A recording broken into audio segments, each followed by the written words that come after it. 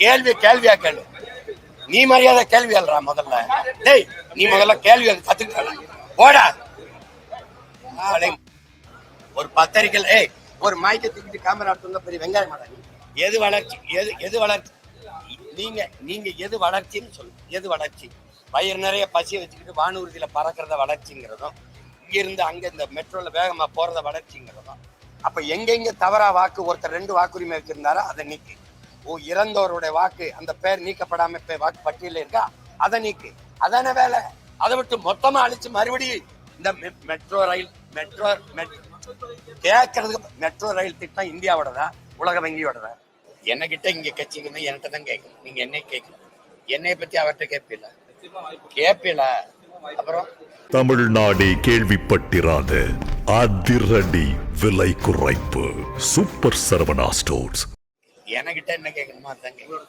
நீங்க இப்ப யாரு பெண்களுக்கு பாதுகாப்பு கொடுக்க மாட்டோம்னு சொல்லுவா? சொல்லுங்க.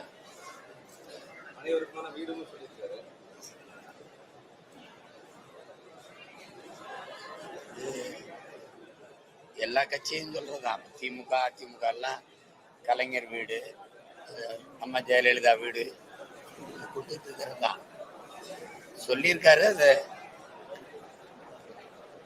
நிறைவேற்றும் போது நம்ம பார்ப்போம், வாழ்த்துவோம். நீங்க என்னகிட்ட இங்க கட்சிக்கணும், என்கிட்ட தான் கேட்கணும். நீங்க என்னை கேட்கணும். என்னை பத்தி அவர்கிட்ட கேட்பீல. அப்புறம் நான் ஒரு தனி கட்சி நடத்துறேன், அவர் ஒரு கட்சி நடத்துறேன். அவர் கட்சி என்கிட்ட கேட்கணும். நான் என்ன செய்வேன்னு சொல்லியிருக்கேன், அதான் நீங்க என்கிட்ட கேட்கணும். உருப்படியாதான் கேள்விகள்.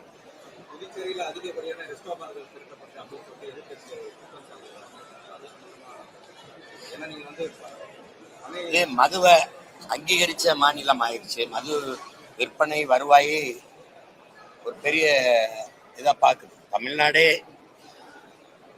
அதை நம்பிதான் ஆட்சி நடத்திக்கிட்டு இருக்கு. அப்படிங்கும்போது எந்த வடிவத்துல வந்தாலும் எப்படி வந்தாலும் மது ஒரு விஷம்ங்கிறத, நஞ்சுங்கிறத நம்ம புரிஞ்சுக்கணும். அதை விற்று வருகிற காசுல நலத்திட்டம் அப்படின்னு பேசுறது அது சுத்த பைத்தியக்காரத்தனம். அதை ஏற்க முடியாது. விஷத்தை வித்து உனக்கு நல்லது செய்யறேன் அப்படின்னு சொல்றது, விஷத்தை கொடுத்துட்டு உனக்கு நல்லது செய்யறேன் அப்படிங்கிறது எந்த மாதிரி ஒரு செயல்? அது எப்படி ஏற்கிறது? அது மாதிரிதான் இது. அதனால அதை பேசி பயன் இல்லை. கொஞ்சம் கொஞ்சமா தகர்க்கணும். இப்ப நாங்க தமிழ்நாட்டில் நாங்க வந்தோன்னா அந்த மதுக்கடைகளை மூடுவோம்னு சொல்றோம். அப்ப மாற்று வருவாய் பெருக்கத்துக்கு போயிட்டு இதை மூடுவோம்னு சொல்றோம். அப்போ அது மாதிரிதான் நாங்க இங்க வந்தோம்னா அதை செயல்படும். ஏன்னா இது ஒரு யூனியன் பிரதேசமா இருக்குன்னா ஒரு பெரிய சுற்றுலா தலமா இருக்கு. அப்ப சுற்றுலா தலத்துல வெளிநாட்டுல பயணிகள், வெளிநாட்டு இவங்கெல்லாம் வர்றவங்களுக்கு இந்த மதுங்கிறது ரொம்ப அவங்களுக்கு இதா இருக்கு. அதனால மொத்தமா மூட முடியாது. அது கொஞ்சம் கொஞ்சமா குறைக்கணும்.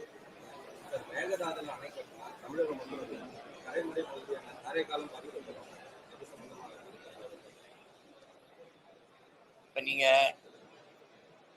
காவிரியிலேயே நமக்கு எவ்வளவு சிரமம் இருக்குன்னு தெரியுது. உரிய நதி நீரை பெற முடியல. மேகதாதுல கட்டுனா அது சுத்தமா நமக்கு அவங்க அணை கட்டுது அவங்க உரிமைங்கிறாங்க. அப்படி ஒவ்வொன்றும் அவரவர் நிலத்தில் இருக்கிற வளம் அவரவருக்கேன்னு வந்தா எப்படி நாடு ஒருமைப்பாடு உள்ள ஒரே நாடா இருக்கும்? இப்ப என்னுடைய நரிமணம் பெட்ரோலை நீங்க எடுத்துக்கிறீங்க. இப்ப அணு உலையில இருந்து தயாரிக்கப்படுற, அனல்ல இருந்து தயாரிக்கப்படுற நெய்வேலி பழுப்பு நிலக்கரி என்னுடைய வளம். அந்த வளத்துல இருந்து எடுக்கிற மின்சாரத்தை நீங்க எல்லாரும் பிரிச்சு எடுத்துக்கிறீங்க. நான் இருட்டுல கிடந்து கூட உங்களுக்கு வெளிச்சத்தை தர்றேன். எனக்கு முழுமையான மின்சாரம் இல்லை. இப்ப அணு உலை என் நிலத்துல இருக்கு. பெரிய வெடிப்பு ஏற்பட்டா சாவு அழிவு எனக்கு. ஆனா பயன்பாடு எல்லாரும் எடுத்துக்கிறீங்க. நீங்க அதே மாதிரி அவரவர் நீர் வளம் அவரவருக்கே நின்னுக்கிறீங்க. கேரளானா முல்லை பேரியாற்று நீர் எனக்கு, காவிரி நதி நீர் எனக்கு. இப்ப மேகதாத்துல அணை கட்டினா எனக்கு சுத்தமா நின்னு. அந்த அணை கட்டுவதற்கான அனுமதியை ஆட்சியாளர்கள் கொடுக்குறாங்க. இப்ப நீதிமன்றம் தருதுன்னா இந்த காங்கிரஸ் பாரதிய ஜனதா தான் அங்க ஆளுது. அது தேச ஒருமைப்பாடு இறையாண்மை எல்லாம் பேசுது. கர்நாடகான்னு வரும்போது அந்த மாநில கட்சியா மாறிக்கிட்டு சொல்றது விளங்குது. என்னை இந்தியனா இருக்க சொல்லுது.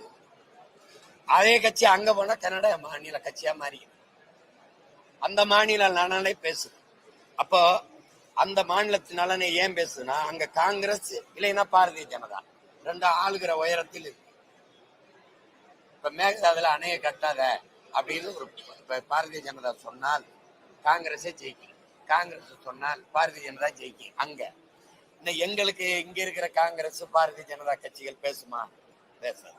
ஆனா நாங்க மானங்கட்டு போய் இன உணர்வு மான உணர்வு இல்லாம திருப்பி திருப்பி அவனுக்கே ஓட்டப்படும்.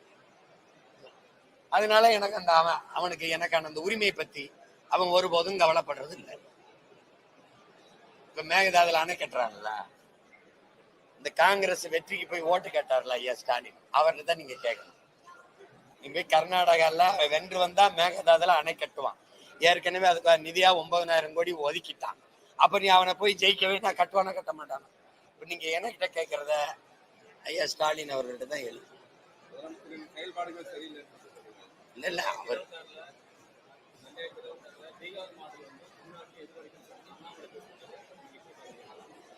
பீகார்ல எதிரொலிக்குன்னா என்ன? அங்க இருக்கிற வாக்கை 81 லட்சம் வாக்கை எடுத்துட்டே வெளியில. அது அதிகபட்சமா உங்களுக்கு எதிரான வாக்கு. இஸ்லாமிய மக்களின் வாக்கு, பெண்களின் வாக்கை எடுத்துட்டீங்க. திருப்பி ஒரு 20,000 கோடி நாட்டு நலனுக்காக வாங்கிட்டு வளர்ச்சிக்காக 14,000 கோடியை எடுத்து பீகார்னு ஒரு மாநில தேர்தலுக்கு 1 கோடி பெண்களுக்கு தேர்வு பண்ணி 10,000 வங்கி கணக்குல போட்டீங்க. ஒரு ஓட்டுக்கு 10,000 கொடுத்து வாங்கி ஜெயிச்சுட்டு அதே இது இங்க நடக்கும்னா எப்படி 10,000 கொடுப்பீங்களா? எப்படி 15,000 கொடுப்பீங்களா? எப்படி சொல்லு? 81 லட்சம் வாக்குகளை வெளியில அந்த வாக்கு நீங்க எஸ்ஐஆர் மூலமா பதியப்படல. இந்த சிறப்பு வாக்கு சீர்திருத்தத்துல அது யாருடைய வாக்கு?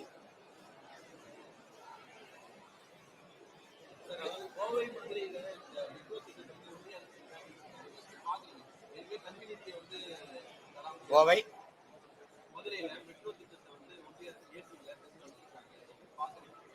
எந்த அரசு திருப்பி அனுப்பியிருக்குங்கிறீங்க? ஏற்கலைங்கிறீங்களா? இல்ல எனக்கு என்னுடைய இதுல எங்களுடைய பார்வையில அது வீண். இந்த திட்டம் வெற்றிகரமான திட்டமா இல்ல. பல மாநிலங்கள்ல அந்த மெட்ரோ இது தோத்துருச்சு.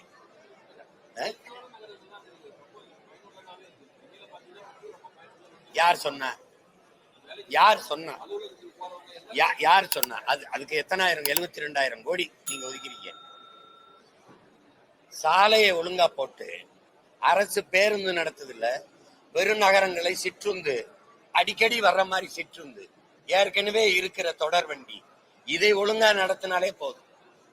நீங்க அதை விட்டுட்டு மெட்ரோன்னு பெரும் தூணுகளை நிறுத்தி நெரிசலை உண்டாக்கி வாகன நெரிசலை இங்க தரையில பயணிக்க முடியல. எல்லா வீடுகள்லயும் வாகனம் இருக்கு. அதுபோக தானி இருக்கு, அதுபோக உந்தூர்லி இருக்கு, அதுபோக அரசு பேருந்து இருக்கு. அப்ப அதுல போறவன் விழுக்காடு எத்தனை? எது வளர்ச்சி? எது வளர்ச்சி? நீங்க எது வளர்ச்சின்னு சொல்லுங்க. எது வளர்ச்சி? வயிறு நிறைய பசியை வச்சுக்கிட்டு வானூர்தியில பறக்கிறத வளர்ச்சிங்கிறதும், இங்கிருந்து அங்க இந்த மெட்ரோல வேகமா போறத வளர்ச்சிங்கிறதும், இது என்ன வளர்ச்சிங்கிறீங்க? எது வளர்ச்சிங்கிறீங்க? எல்லார் வீட்லயும் வாகனம் வாங்கி வச்சு ஓட்டுற அளவுக்கு இருக்கிறான், அதை வளர்ச்சின்னு சொன்னீங்கன்னா சரி நம்பலாம். நீ மெட்ரோல போறதான் வளர்ச்சினா 72,000 கோடி அதுக்கு ஒதுக்கியிருக்க. பள்ளிக்கூடம் இடிஞ்சு விழுகுது. 300 குழந்தைய படிக்க வழி இல்லாம படிக்கும் போது பெண் குழந்தைகள் ஒரே ஒரு கழிவறை இருக்குது. எது அடிப்படைன்னே தெரியலையே. சாலை முழுக்க சவக்குழியா இருக்கு. மழைநீர் கழிவுநீர் வழிந்து ஓடாம ஒரு சின்ன மழை பெஞ்சாலே இடுப்பளவு தண்ணி நிக்குது. வீடெல்லாம் மிதந்துகிட்டு இருக்கு. நீ எதை வளர்ச்சின்னு கட்டமைக்கிற? வீடு தன் வெள்ளத்துல மிதக்கும் போது மெட்ரோ ரயில்ல ஏறி போய் படுத்துக்கிறவா? மெட்ரோ ட்ரெயின் எதையாவது பேசுறா தம்பி. நீ வளர்ச்சின்னு உனக்கு அந்த வளர்ச்சி வேணா வச்சுக்க. நான் வந்தேன்னா அந்த திட்டத்துக்கு முன்னுரிமை இல்ல. எனக்கு முதல்ல இருக்கிறத சரி பண்ணு. நீ இங்கே சென்னை விமான நிலையத்துல பறக்க பிளைட் இல்லாத போது 5,000 ஏக்கர்ல எதுக்கு போய் கட்டுற? ஏற்கனவே இருக்கிற சென்னை துறைமுகம், தாத்தா காமராஜ் பேர்ல இருக்க துறைமுகம், பாட்டனார் வாபூசி பேர்ல இருக்க துறைமுகத்துக்குள்ளேயே வேலை 38 விழுக்காடு, 58 விழுக்காடு, 55 விழுக்காடு தான் வேலை நடக்குது. அப்புறம் எதுக்கு 6,111 ஏக்கர்ல மறுபடி துறைமுகம் கட்டுற? கொழுப்படுத்து போய் கட்டுறியா? இருக்கிறதுல வேலை நடக்கலைங்கிற அப்புறம் அங்க போற? எதுக்கு முதலாளியை கொண்டு கொடுக்குறாத? அதை கட்டிக்கன்னு எது கட்டுற? இப்ப நீ பிளைட் கட்டுற, ஏர்போர்ட் கட்டுற, பறக்க போற பிளைட் யாரோடது? அரசோடதான், முதலாளியோடதா? அரசோடதான், முதலாளியோடதா? ஏற்கனவே இருக்க தொடர் வண்டியில என்ன பிரச்சனை உனக்கு? ஏற்கனவே தொடர் வண்டி ஓடுதுல, சென்னைக்குள்ள ட்ரெயின் போகுதுல, அதுல என்ன பிரச்சனை? என்ன பிரச்சனைன்னு நீங்க கேட்கறதுக்கு பதில் சொல்லுங்க. என்ன பிரச்சனை? இந்த மெட்ரோ ரயில் கேட்கறதுக்கு மெட்ரோ ரயில் திட்டம் இந்தியாவோடதா உலக வங்கியோடதா? இந்தியாவோடதா உலக வங்கியோடதா? காமெடி பண்ணிட்டு ஏதாவது பேச்சு ஏதாவது தெரிஞ்சுக்கிட்டு பேசுங்க தம்பி. அந்த வளர்ச்சி வேணுமா? போய் போராடி மெட்ரோ ரயில்ல நீ இனிமே சொன்னா மெட்ரோ ரயில்ல போயிட்டு வா. இதான் பேச்சு அலையாது. இதான் பேச்சு வளர்ச்சி.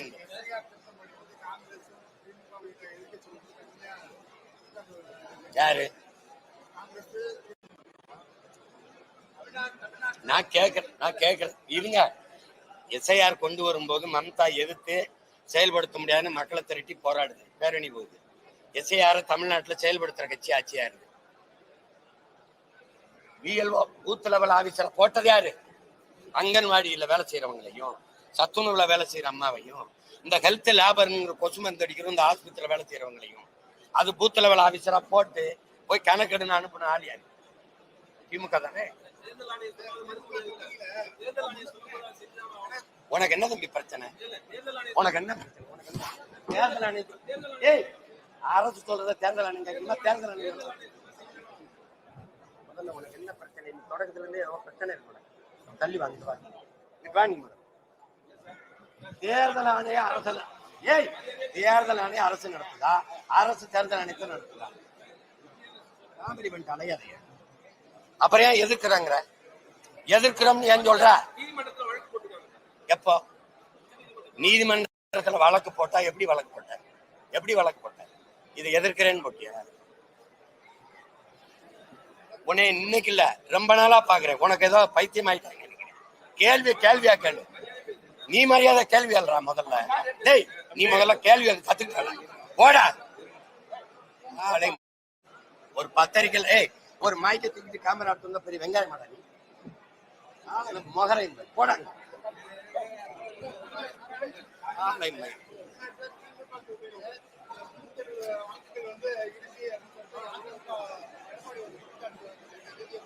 இல்ல நீங்க குளத்தூர்லயே 4500 வாக்கு போலி வாக்கு பதிவாயிருக்குன்னு நிர்மலா சீதாராமன் நிதியமைச்சர் சொல்றாங்க. இது அப்ப இந்த போலி வாக்கு பதிவானதை நீங்க எப்ப கண்டுபிடிச்சீங்க?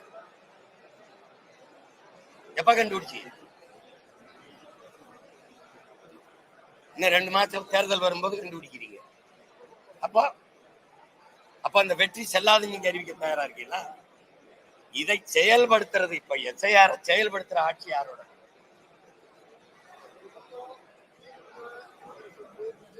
இப்ப குறை சொல்றீங்களா? கர்நாடகால எஸ்ஐஆர் செயல்படுத்துறீங்களா இல்லையா? நீங்க தானே ஆள்றீங்க.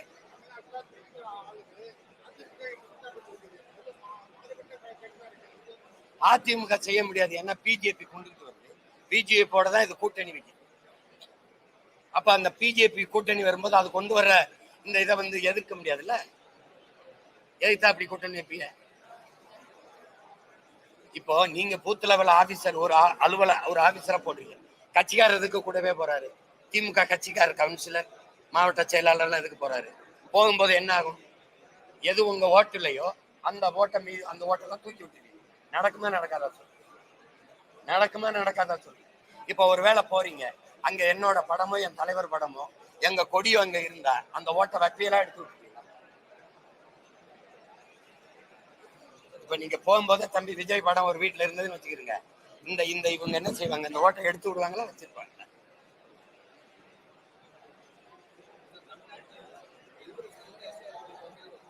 புரியல சத்தமா.